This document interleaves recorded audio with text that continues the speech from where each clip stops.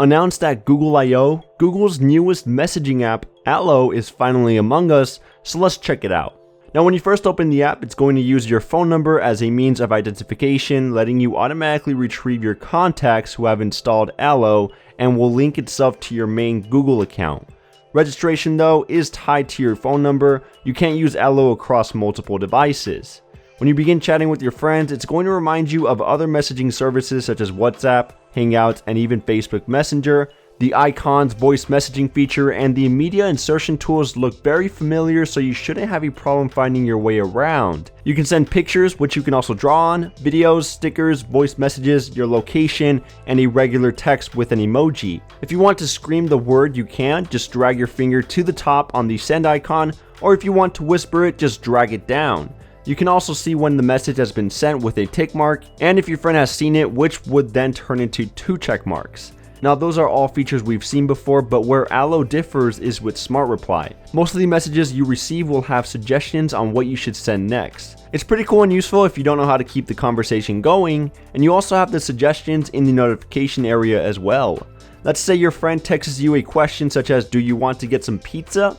One of the suggested replies will be pizza places nearby, and in the conversation it will show you some nearby pizza restaurants along with directions, pictures, phone number, and even an option to reserve a table right then and there in the conversation. All of these automated replies are coming from a feature called Google Assistant. You can think of this as Google Now being a contact on your phone where you can ask it anything and it will most likely find the answer.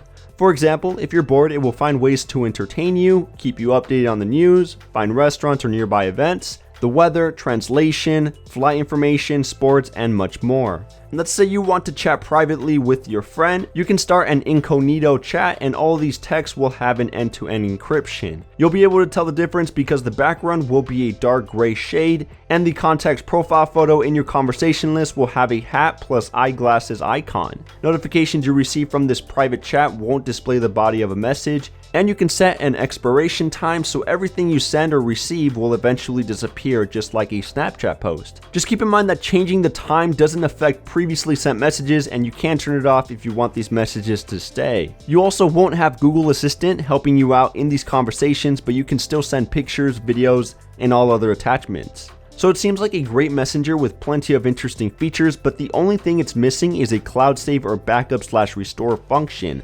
Uninstalling or reinstalling Allo on a different device will make all of your chat history, conversation list, and media files within this app disappear.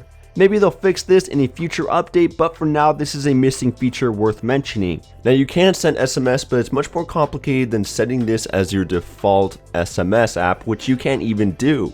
What you can do is text your non-registered contact through Allo and they can text you back without Allo, but they will receive your messages through a random 5-digit number instead of your personal one.